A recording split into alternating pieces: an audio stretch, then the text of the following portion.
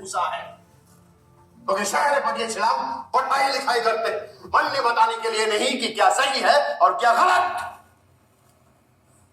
जा अपने शहर में लौट जा, अब यहां तेरी कोई जगह न से। আমি ফিরে এসেছি কারণ এটা আমার ঘর। কিন্তু কিন্তু ঘর তো সেটা নয় যেখানে নিজের লোকেরাই শত্রু হয়ে ওঠে, স্বাধীনতা কেড়ে নেয়।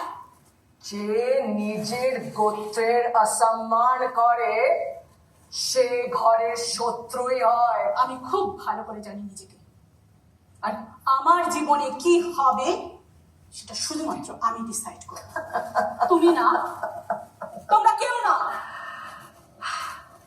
তাহলে তো তুই আমাকে